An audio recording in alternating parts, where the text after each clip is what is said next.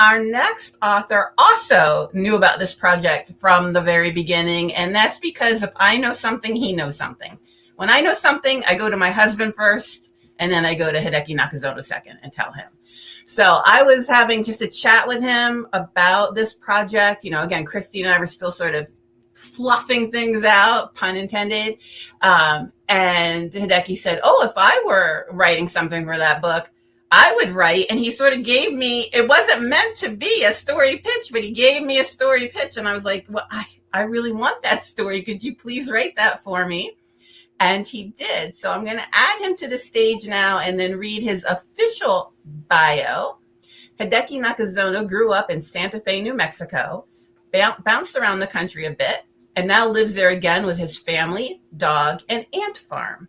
He is the author of 7 Falls, and his hobbies include cooking, fly fishing, and getting tattoos. Hideki, whenever you're ready, go ahead and start reading.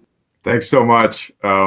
I love that introduction. That was how I remembered it as well. I felt very fortunate that you told me about that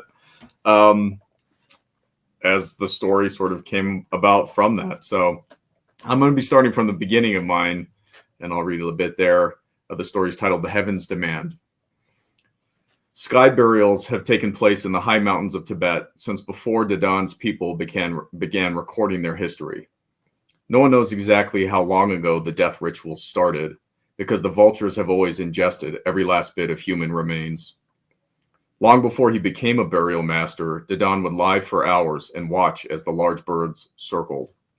He always had an affinity for the vultures, more than he ever had for people.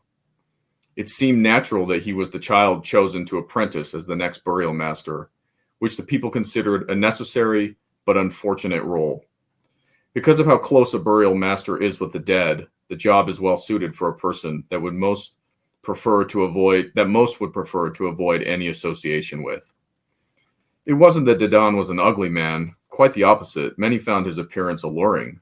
It turns out that moving and dissecting bodies is tremendous exercise.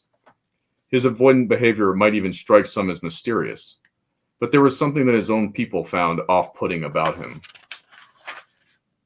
A darkness that dwelled inside him that most attributed to his routine handling of the dead. The ritual often began with a lone scout circling the skies, scanning the plateau for something to eat. In his early years, Dadan would flatten himself against the permafrost, perhaps finding a flat rock for a pillow, content atop the frozen terrain. He would lie in wait for the final and most important phase of the ceremony, the feeding. With experience, Dadan began to prefer wedging himself within the large folds of grasses and patiently waiting. His favorite type of terrain was becoming easier to find, even near the open expanses of the plateau that had been, for too long, too cold to house vegetation. But on this particular occasion, he found himself anxious and agitated. Dadan had spent the early morning hours preparing the body, somehow sensing he would need the full day. What he had been considering, his recent string of luck with Christina, was now threatening to be his undoing. He felt as though his own fate were tied to her departure.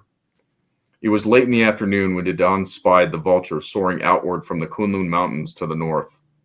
"Hello there, Singe," Dadan announced in the direction of the approaching bird. "What do you see?" Dadan had begun to call any lone vulture by the Tibetan word for lion after Christina had explained that her people called the magnificent birds Himalayan griffins. At first he laughed because that was his way, but he liked the name. He had always known them to be regal animals. "Will you wait for this one?" Dadan asked. He and the vulture both knew one thing. Something was about to die. Christina once quizzed Dadan.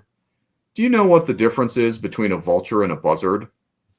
"A buzzard is a predatory bird that will only feed on living prey. A vulture, on the other hand, only feeds on carrion."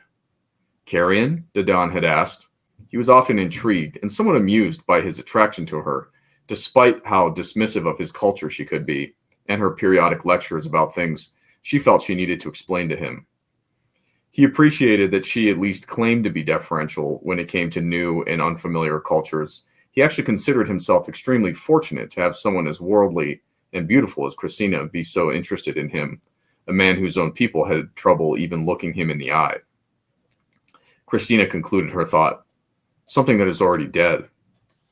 Didon wasn't sure what to make of her lesson. He could remember several times that he had seen vultures pluck live rodents out of the remains of the departed in which they burrowed.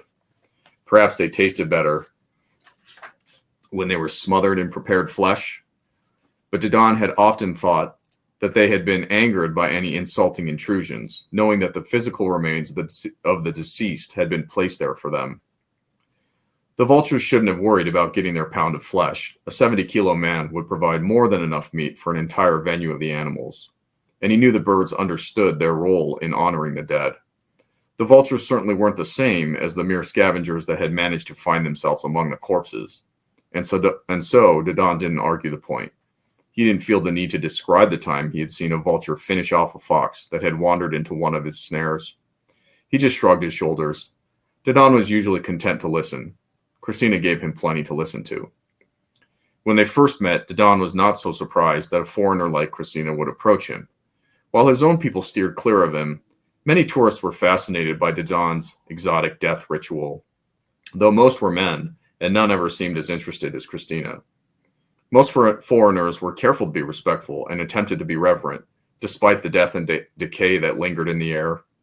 Or perhaps, for some, that was the cause for reverence. But Christina's interest seemed to go deeper. Her insistence was fueled by a maniacal intrigue.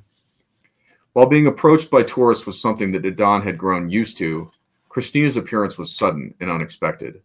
The night they met, he had been lying near the ceremonial circle, staring at the stars. He knew he wouldn't tire for quite some time because of the hunger. He had developed a custom of fasting when he was approaching a ceremony.